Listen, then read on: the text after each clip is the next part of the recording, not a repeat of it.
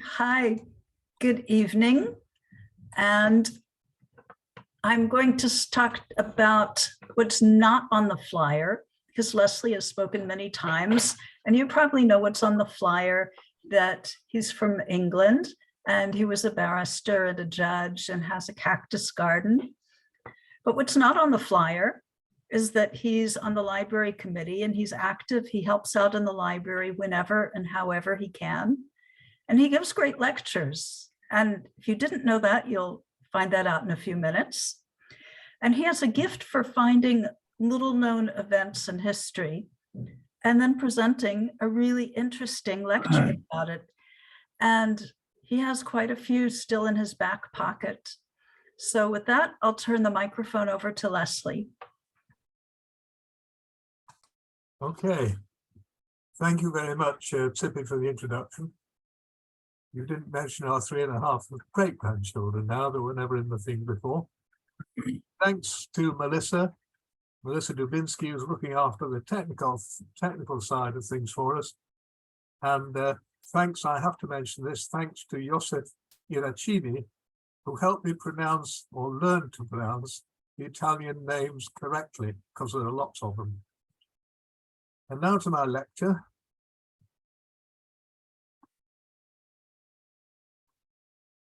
To which I gave the title, wait a minute, sorry, normal service will resume as soon as possible.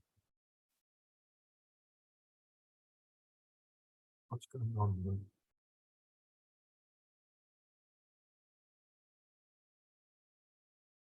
No, it's no good.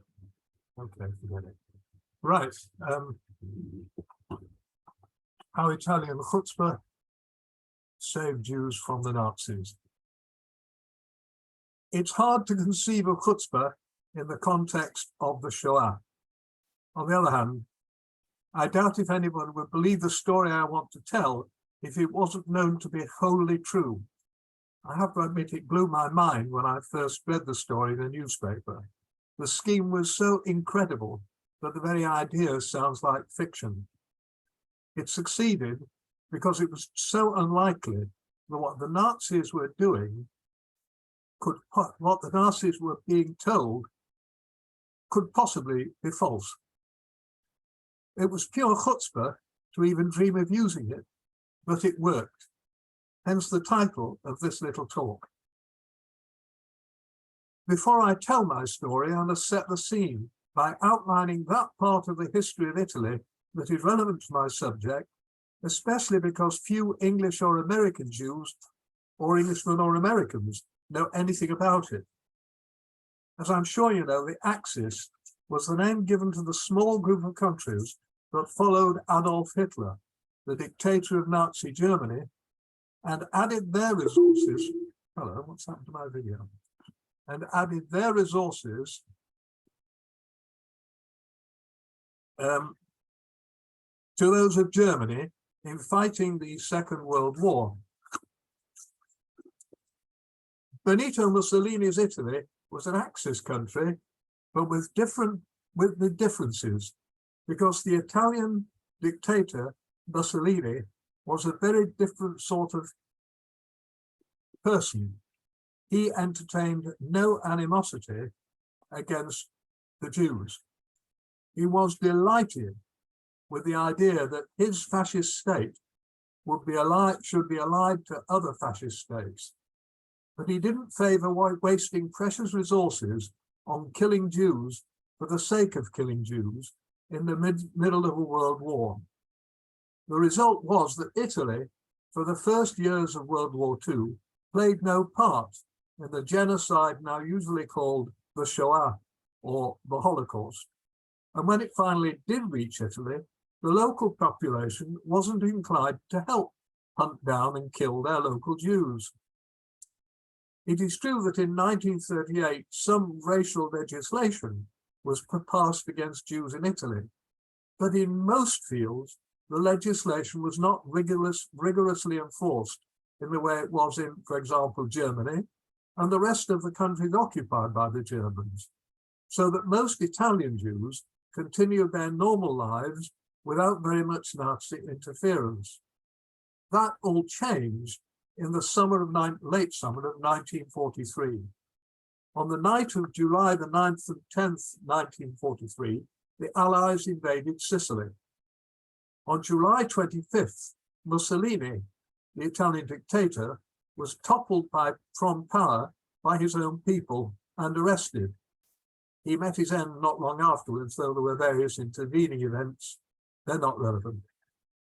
King Victor Emmanuel III of Italy surrendered to the Allies, and an armistice between him and the Allies was signed on September the 8th, 1943. The Germans were horrified when these events took place, because they opened the way for the Allies to use Italy as a stepping stone to attack Germany from the south. And that is exactly what was happening. The Allies were in Sicily already and had invaded continental Italy on September the 3rd, 1943. Hitler withdrew troops from Russia and sent them to occupy the northern half of Italy and to enforce continued Italian cooperation there in the war effort under the name of the Italian Socialist Republic. Immediately this was achieved, in October 1943, Adolf Eichmann sent an SS Einsatzkommando into the country with orders to begin rounding up the killing or deporting of Italy's Jews. He had no previous idea what he was up against. His men ran into difficulties. For over 3 years, the Nazis had rampaged through Europe, invading and defeating countries, and then systematically murdering millions of Jews and other undesirables in those countries. Most of the slides on most of the Northeast, Central, and Eastern European countries they occupied welcomed their activities, and they had lots of volunteers to help them in their work. Eichmann could see no reason why Italy, the Nazis' ally in fascism, would be any different. He was wrong. The Italians turned a deaf ear to the Nazi invitations to join in the persecution of the Jews and did as little as possible to help the Nazis when they started. The ordinary Italian wanted nothing to do with what is now called genocide. The result was that overall, over 80% of Italy's Jews escaped the Holocaust. They were helped by their fellow countrymen, by the Allies, and even by some Germans. I can't deal with all aspects of that in this lecture or in any single lecture. It would need a series of lectures. I want to deal with just one piece of the history of the period. Nowadays, many have heard of it and recognize its name, Syndrome K. The story was known as long ago as 2004, when Yad Vashem recognized one of the organizers as a righteous Gentile, but it never received much publicity until a few years ago, when just a few newspapers published articles about it. Then a historian named Christian Jennings wrote a book about it that was published in April 2022. For some curious reason, neither Amazon nor anyone else will sell that book to anyone in Israel. So I've had to content myself with what information is available elsewhere. There's also a documentary film of which I've seen only a trailer. I haven't seen the film itself, as I will tell you in a moment, and I don't know anyone who has. I don't know if it's been shown to it in Israel or indeed anywhere else, just that it exists. It is in the catalogue of the archive of Yad Vashem, and a couple of weeks ago I was all set to travel to Jerusalem to watch it there, when they told me that they still hadn't received it. Anyway, for all that, I discovered enough to produce this lecture. The story begins with the Benefratelli Hospital in Rome. Oops, something's gone wrong. Never mind. We'll jump that chicken when we've hatched that bit. There we are.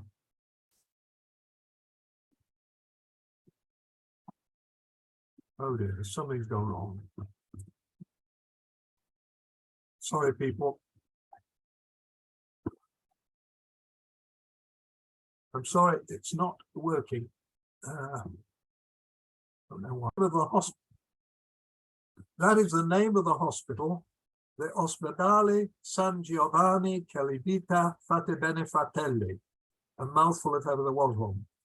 It consists of 3 elements. The first word is ospedale, which just means hospital.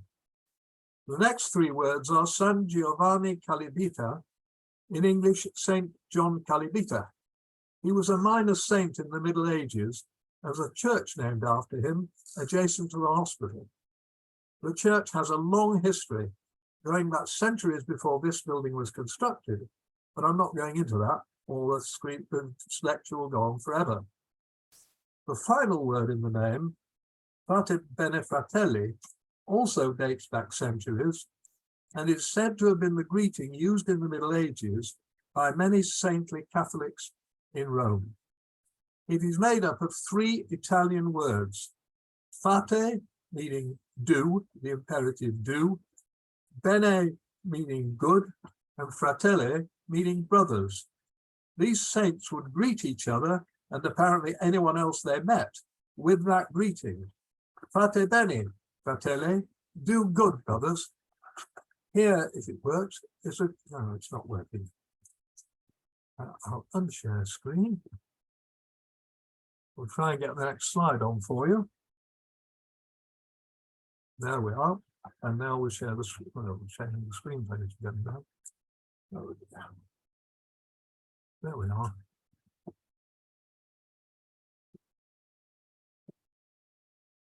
Right. Here is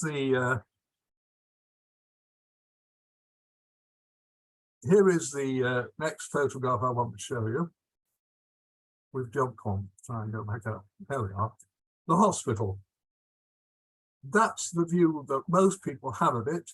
You will see it goes below the road because the road is actually a bridge. And the main entrance is to the right of the lamppost that you can see in front of the hospital. The main entrance, you can just see it. No, I can't show you. But the main entrance is there. And that is the view most people have of it. The next slide is an aerial view. And it shows an island, the only island, in fact, in the river Tiber, which, as you all know, runs through Rome. The island is called Tiberine Island and is only 270 meters long.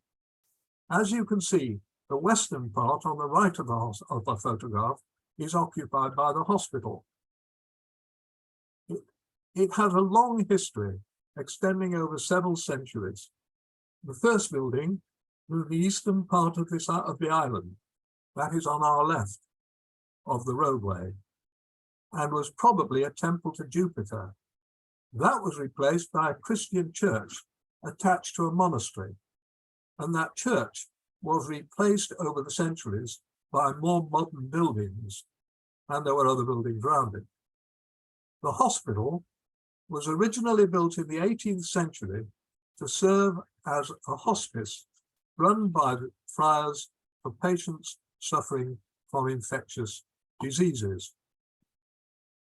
Its isolated position on an island made it a natural choice for the purpose. It soon began treating people with all kinds of illnesses, but retained its expertise in treating infectious diseases. No doubt there were many occasions when its speciality came to the fore, but I know of 2 specific times. In the 17th century, it was used to quarantine plague victims. And secondly, when cholera broke out in Rome in 1832, it again served as an isolation hospital for the victims. In 1922, the hospital authorities began a process of modernizing and improving the ancient hospice. It had a peculiar status in international law being an extraterritorial area which had consequences that I hope we can mention later. That status arose in 1892 when the island was purchased from the Kingdom of Italy by the Hospitaller Order of St. John of God and became part of the worldwide chain of hospitals owned and operated by that order. There was one more aspect of the hospital that was important in the history of which I am speaking, and as usual, a picture is worth 1,000 words. This is a different view of the hospital, if I can get it up. There we are. No, wait. There we are. This is a different view of the hospital. It shows important features of its geography. In the foreground of the... How are we doing now? Can you see it? Yes. Seeing nodding. Okay, good. In the foreground of the hospital, in the foreground of the photograph, is the eastern end of the island and the church. You can see the spire sticking up just to the side of the trees. And the other buildings around it, which I think probably are monastery buildings or buildings connected with the order that runs the hospital. The domed building on the right of the photograph is the Great Synagogue of Rome, which is now also the Jewish Museum. Go and see it if you have a chance, by the way. Its interior is truly magnificent. The synagogue and its dome in this photograph both look dark grey, but I remember it as being white, and that is supported by the aerial photograph to which we now return to illustrate my next point.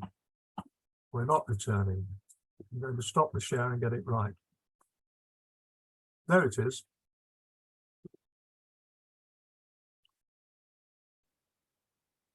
No, I had it. I've lost it.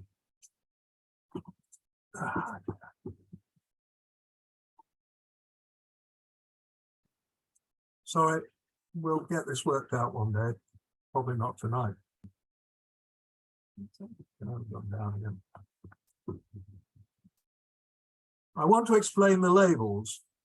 You can now see the hospital, that's the center of the three signs, and that's the section on the right of the little roadways that run to and from the hospital, to and from the island on either side of it, over the river. The hospital is on our right of it, and the photograph that you saw was taken from the bridge on this side, showing you the front of the hospital. On the right is the synagogue. We saw the dome in the earlier picture, and it looked as if it was some distance from the island, but it isn't. If you look down down to the front of the hospital, you can see it's on the bank of the Tiber, and ignoring the cars, there's just a road and a line of mature trees separating the synagogue from the actual river bank. The importance of the synagogue is that it's on the edge of the old ghetto of Rome. The result of that geography is that Jews who wanted to reach the hospital from the old ghetto had only to walk across the little bridge, as it seems to us, in the foreground, just in front of the island, and they were in front of the hospital. In other words, they'd only got to walk from the ghetto across the bridge, and they were able to get access to the hospital. The old ghetto of Rome was created in 1555. Sorry, 1555.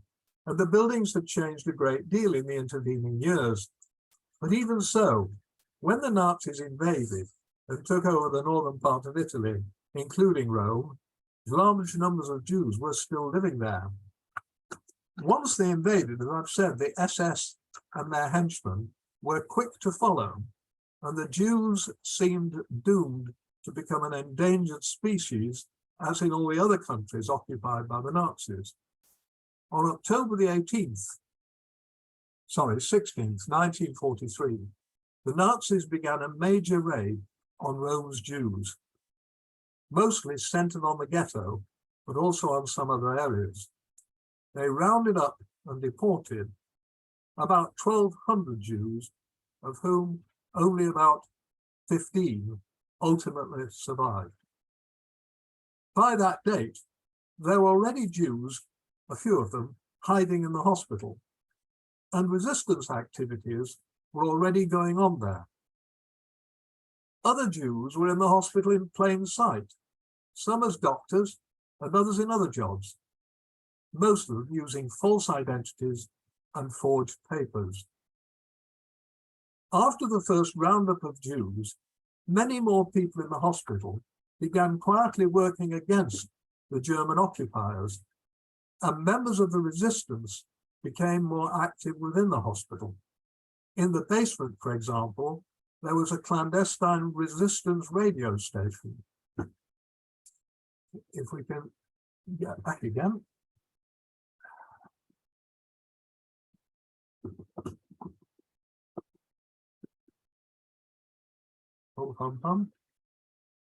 I've lost my command. Where are they? Here we are.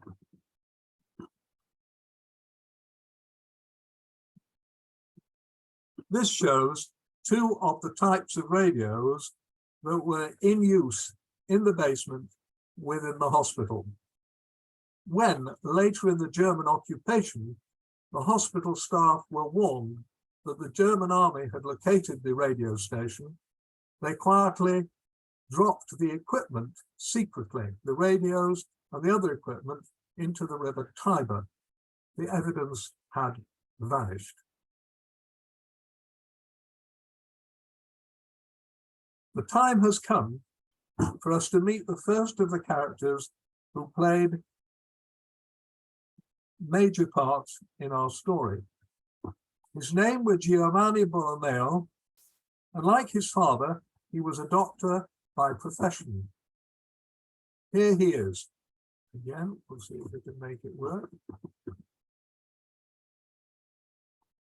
There we are. There's Dr. Giovanni Borromeo. I don't know when this photograph was taken, but it must have been after the war. Borromeo was born on December the 15th, 1898 in Rome. He died on August 24th, 1961. Throughout his life, he was a practicing Roman Catholic.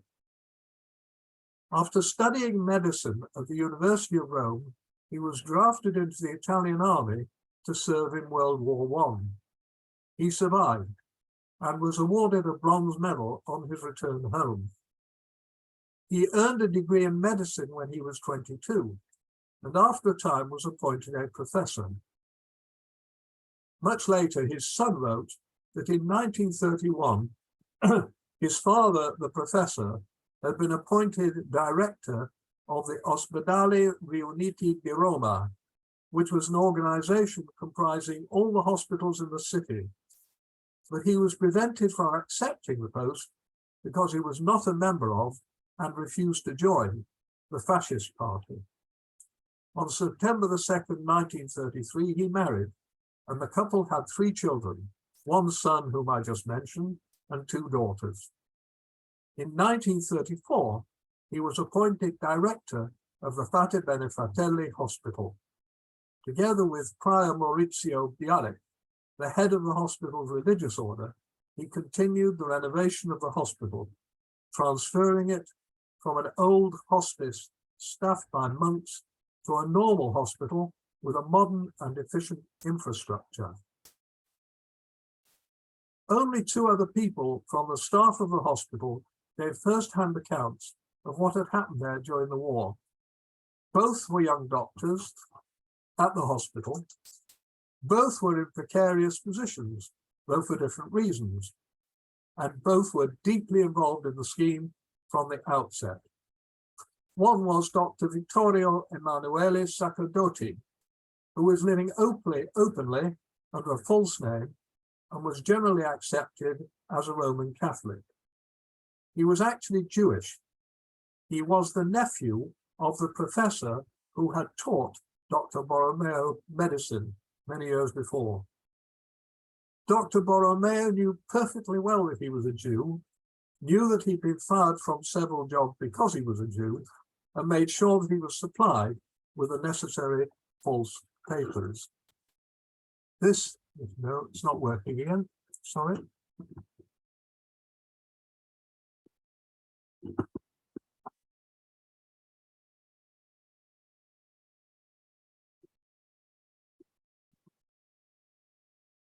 Oh. Oh, dear. Sorry, we've got a problem here, but it will go right sooner or later.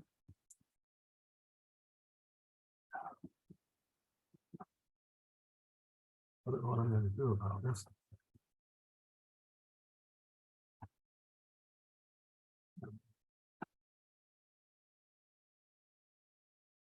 Well, what's wrong with it?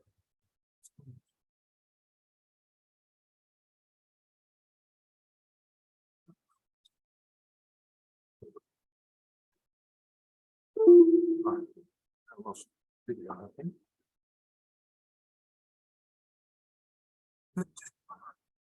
This is what Dr. Sacerdoti looked like later in his life. He was the man who gave sanctuary to a number of desperate Jews who turned up at the hospital before the first Nazi roundup of Jews. This was not an organization by a group, but a series of isolated acts for which he was responsible. Fortunately, Dr. Borromeo, in his capacity as director of the hospital, looked kindly on his efforts, as did Prior Bialik. They'd also been quietly letting Jews take refuge in the hospital since 1938, when the anti-Jewish legislation was passed. Indeed, Dr. Sacerdoti, this gentleman, was one of those who had already benefited from Dr. Borromeo's help in taking him in, procuring his false papers, and finding him a job on the hospital staff. That wasn't all that he did. He found another way to help those suffering under the Germans. I already mentioned, many activities of the resistance were carried on in the hospital.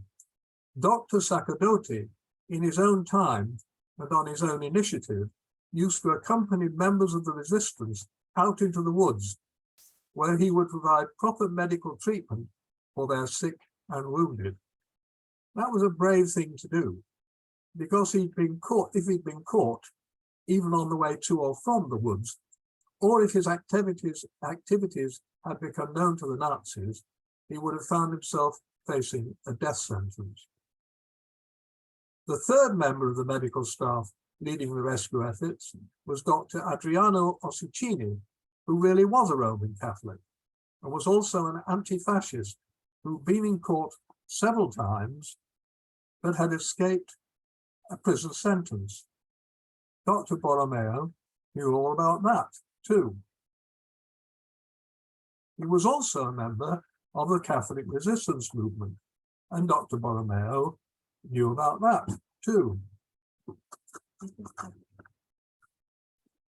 Within a few days of his appointment as a doctor in the hospital, the police found out about it, and the hospital was compelled to put an end to his employment.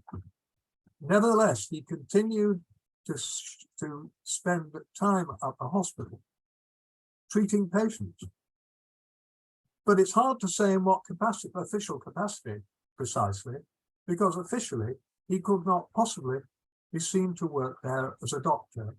And I think the answer is that he did treat patients, but lay low when any policemen or Germans were about. Here is Dr. Ossicini in a photograph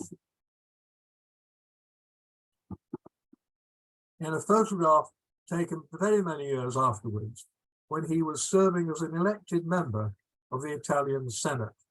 This is Senator Dr. Ossicini. As a matter of fact, Dr. Ossicini also served as the Italian Minister of Health in the 1990s. Those three doctors, Borromeo, Sacerdoti, and Ossicini, were at the very heart of the activities I propose to describe. Like every hospital, this hospital needed to keep records of those being treated within it. The records of those who were being hidden there because they were Jews were prominently marked Syndrome K. Any member of the hospital staff who saw that heading on a patient's record card knew that it meant that the patient must be kept in quarantine. And most of them also knew perfectly well that it really meant simply Jew. There are various versions of how that title came to be used. Such a code only became necessary when local Jews who were not already on the hospital staff started turning up at the hospital seeking refuge, and the numbers steadily increased.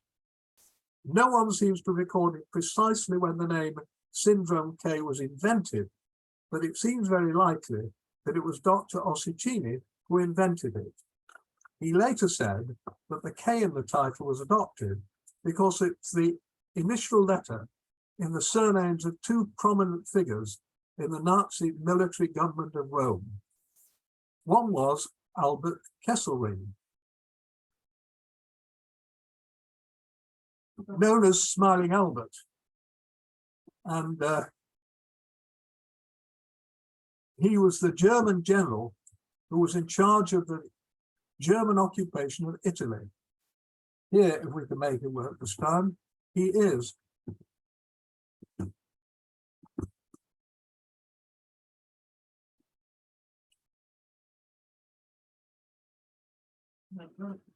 We've made it. Right. The other official, prominent figure in the Nazi military government was a man called Herbert Kappler, a senior SS officer who was at the head of the German police and security services at the hospital in Rome, and Kesselring, in fact, in the whole country. Kepler was in charge of the German police and security services in Rome during their occupation of the city. And here he is, if we can get it. There he is. That's Herbert Kepler. So say in French, il marche sur le zifro. Among other grounds for his evil reputation, Kepler was responsible for the Ardeatine massacre, which was the mass murder of 335 civilians on March the 24th, 1944, in reprisal for an armed attack by the Italian resistance on an SS police unit the previous day. Kesselring had ordered that massacre along with others. These two were both convicted of war crimes after the war. Kesselring was sentenced to death, but had to be reprieved by the Allies because Italy had abolished the death sentence, regarding it as fascist. In prison, he developed a cancerous growth on his throat and was released in October 1952 on the ground of ill health. His medical treatment as a free man must have been pretty good, because he survived until July 1960, when he died of a heart attack. Kepler, this man who's still, I think, on your screen, was sentenced to life imprisonment, but his wife helped him to escape in August 1977. It didn't do him much good. He died of cancer 6 months later. Okay, good. You can see me, I hope, now, and not the slide. Yes. Okay. Returning to the name Syndrome K, it seemed that the use of that name Syndrome K may also have been adopted because it sounded like Koch's syndrome, the illness which we now know as tuberculosis, which at that time was a very frightening disease because there were no really effective drugs available to treat it. Tuberculosis was one of the diseases defined and named by a team led by Robert Koch, who identified the bacillus that caused it and devised the chemical used as a screening test for it. The disease was originally named Koch's syndrome, and Koch won the 1905 Nobel Prize in Medicine for this work. Parenthetically, he also discovered the anthrax bacterium and was involved in other major discoveries. Today, he is commonly regarded as one of the founders of modern bacteriology, and over the years has been given two informal titles. The first is the father of microbiology, and the second is the father of medical bacteriology. The last two slides I put on the screen were of pretty unsavory characters to unpleasant characters. So I thought I'd put up a slide now with a picture of a decent, good man whose work benefited humanity, the very opposite of Kesselring and Kepler. So here it is. That's Robert Koch, winner of the Nobel Prize for Medicine. To return to syndrome K, as I have already said,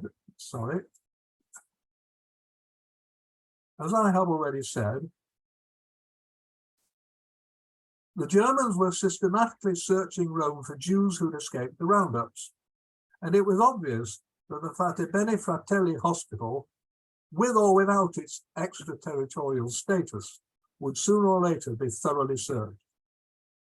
The Germans had evidently learned of the hospital's extraterritorial status, which led to some delay before the inevitable search for Jews and other undesirables took place. On the other hand, as must be apparent, this hospital had a lot to hide, and the Nazis may have got wind of that. When, towards the end of the German occupation of Rome, German troops eventually turned up to carry out a thorough search, the necessary steps had already been taken. The raid took place in May 1944. By that time, what may have started as a series of improvised steps to save lives had become a highly organized operation directed by the three doctors I mentioned, one of whom was, of course, the director of the hospital. Its reputation as the center for the treatment of infectious diseases helped in the deception. Those seeking refuge were admitted as patients with the diagnosis Syndrome K, prominent in the documents relating to the patient, and were instructed to lie in bed, pretending to be ill, and to cough a lot when strangers were about. Most of them were in one large ward, with some more in smaller rooms, all of them behind locked doors with prominent notices on them warning of contagious illness. When the searchers asked about the notices, they addressed their questions to Dr. Borromeo, who was acting as their guide during their search. He told them that Syndrome K was a newly identified neurological disease that was highly contagious, difficult to treat, and usually fatal. Just what it might be was left very vague, but these key elements were always stressed, and there were vague comparisons with cancer and tuberculosis. The symptoms were said to be breathing difficulties causing coughing, and in the later stages, the patients were said to suffer also from symptoms such as convulsions, dementia, and paralysis, with permanent disfigurement also often mentioned. The breathing difficulties were said to lead to asphyxiation and ultimately death. Great stress was laid on the necessity of avoiding the spread of the disease by infection, requiring strict isolation, together with a set of elaborate precautions to be taken by those treating the unfortunate patients who had the disease. Those among the searchers who went ahead and entered the quarantine areas found rooms, including the large ward, full of beds with about 100 obviously ill patients lying in them, coughing violently, being cared for by quiet doctors and nurses who were wearing every possible protection from infection then available to medical personnel: masks, gowns, gloves, covers for shoes and heads, and so on. It was all very impressive and quite terrifying to any non-medical visitor. By the time those in charge of the search parties had heard these descriptions and taken a cursory look, they couldn't get away quickly enough. In 2004, in a BBC interview, Dr. Sakadote described them as having fled like rabbits.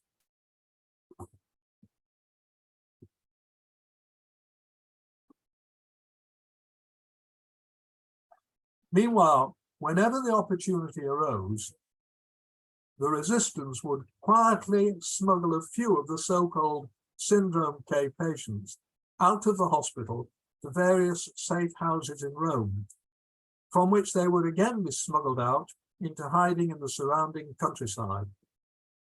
This freed beds, and they were then filled by more Jewish refugees from the ghetto. Sorry? Dr. Borromeo and Prabiarek also organized a transfer of Jews from the ghetto hospital to the Fate Bene Fratelli hospital for treatment, under the guise of moving Syndrome K patients to the renowned expert center for the treatment of infectious diseases.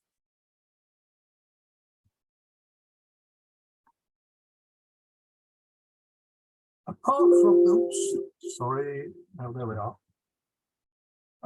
from 5 Polish Jews who were found hiding on a balcony, the search was a total failure. In fact, all 5 of those Polish Jews actually survived, thanks to the liberation of Rome a month after the search.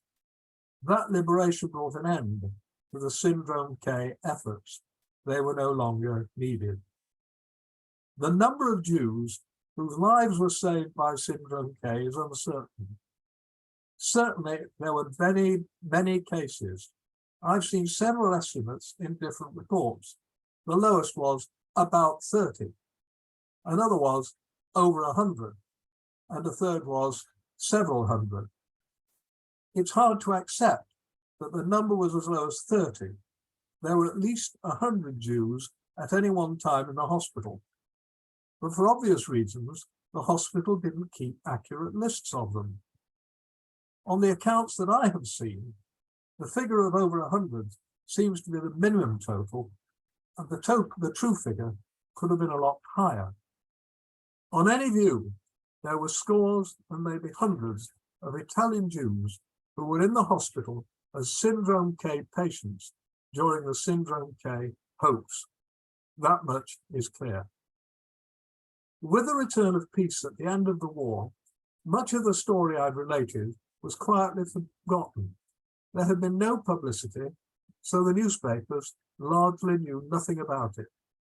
After the war, Dr. Borromeo received many honors from the Italian government in recognition of his general work at the hospital.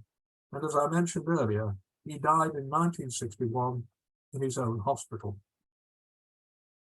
Early in this century, almost 60 years after the events I've been describing, some of the Jews who had found shelter in the hospital alerted Yad Vashem, Israel's natural Holocaust Memorial Center, and provided evidence of what had gone on in the Fate Bene Fratelli hospital. Yad Vashem investigated, as they always do, and discovered ample corroborative evidence, I should say, supporting the survivors' account. In 2004, Dr. Borromeo was posthumously formally recognized by Yad Vashem as one of the righteous among the nations. Sometime later, the other non-Jewish leader of the conspiracy, Dr. Ossicini, was similarly honored. Just over 10 years after that, in 2016, the hospital was formally declared a House of Life by the International Raoul Wallenberg Foundation and by an American organization dedicated to remembering and honoring acts of heroism during the Holocaust. Dr. Ossicini was then aged 96, but he attended the ceremony. That was when he gave the La Stampa interview I mentioned earlier in this lecture. The translation of one of the things he said will bear quotation.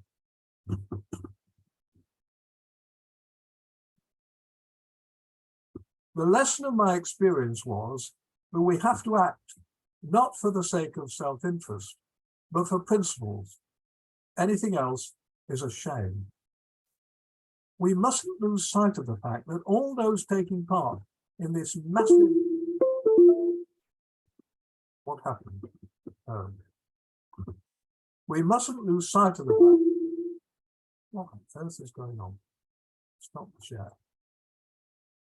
We mustn't lose sight of the fact...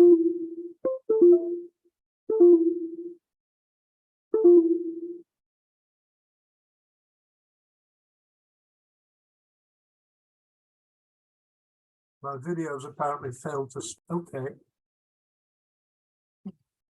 Sorry about that. We mustn't lose sight of the fact that all those taking part in this massive deception did so at the risk of their lives. And we should also remember that their activities were an inspiration for those who knew what they were doing. Sometime after the war, the local authority of Rome put up a plaque on the wall of the hospital. The inscription on it reads, and you can see it for yourselves. I can figure it out. There it is. This place was a beacon of light in the darkness of the Holocaust. It is our moral duty to remember these great heroes for new generations to recognize and appreciate them. I can't top that. Thank you.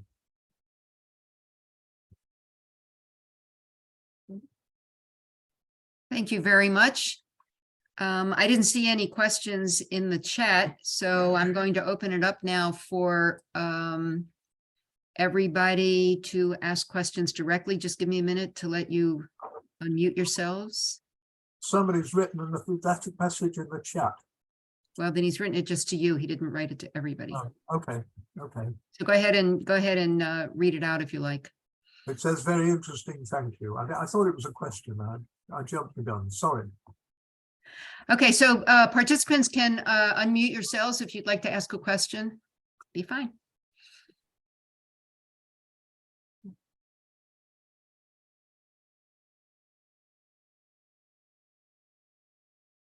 They've all been stricken with silence. All right, Leslie, can I ask a question? When did you first hear about this? You must have mentioned it, but I've forgotten. I don't think I did, actually. I saw an article about it in a paper, in a newspaper. And as I said, there've been, over the years, there've been a few articles. I think I've seen every one of them now because I dug up and printed out, not printed out, but copied all these articles. And that's where I got the material for the lecture. But when I first read about it, it was incredible. And I really think it still is incredible, but it's true. Does that answer your question? Yes. Obviously it does. Okay. Anybody else? Leslie, why do you think Amazon is not permitting the book to be imported into Israel? I deleted a sentence about that from the lecture, and it said, being a cynic, I think somebody is hoping to make a great deal of money by releasing the book, and maybe the same is also true of the documentary film, releasing them gradually onto the market, hoping people's appetites will be whetted. All I know is it's an awful problem, and I couldn't do a thing about it. I only discovered the existence of the book about 3 weeks ago. Mm. Anybody else?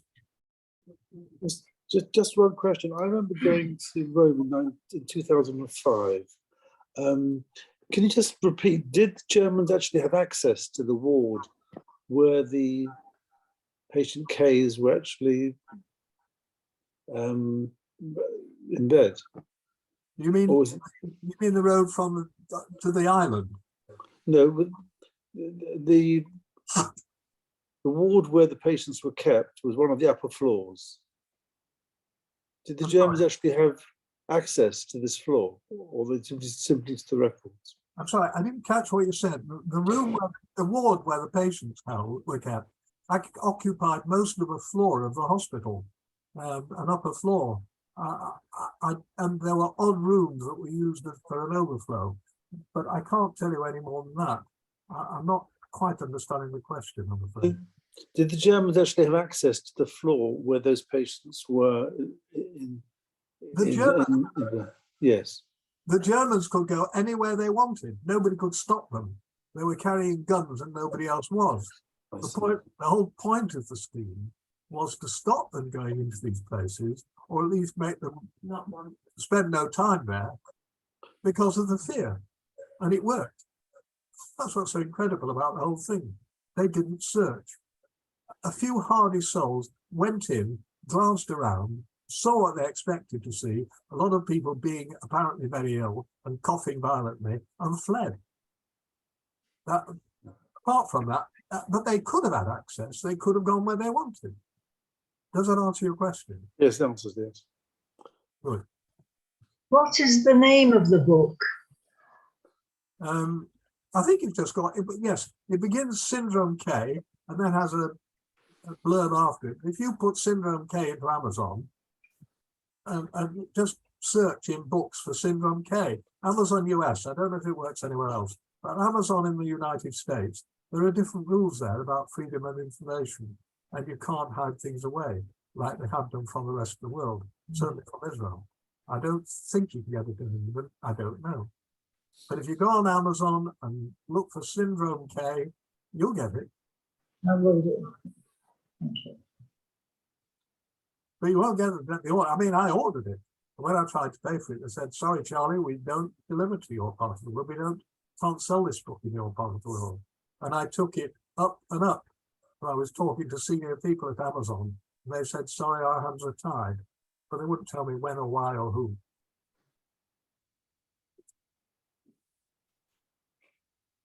I'm just reading the review of Syndrome K, the film, on IMDb on the website, and it's just say just says 2021 film, and the documentary. So presumably it's out there somewhere. Which, yes. Yeah. What is definitely out there is the trailer. Yeah. Because if you look on the same place where you're looking, you can actually watch the trailer for the film, which has a few more pictures on it. And I tried to get some pictures off it, doing print screen and then processing the resulting photographs, but it didn't work. It's the photographs themselves are obviously ancient photographs. I mean, they've lost their colouring and that sort. They've lost the blacks and their greys rather than black. There's some things that happens to old photographs. And so I couldn't make any use of them. But you can watch the film, the trailer, and get an inkling of what I've been talking about. Okay? Yeah. Thanks. Anybody else? Okay, I want to thank you, Leslie, for a wonderful lecture. I want to thank everybody for coming, and also Teresa for doing our publicity, and Elizabeth for doing all the behind the scenes coordination, and for Melissa for being our technical guru. And again, thank you to Leslie. All right, have a good evening. This closes the recording. Thank you very much, everyone. Thank you. Thank you, Leslie.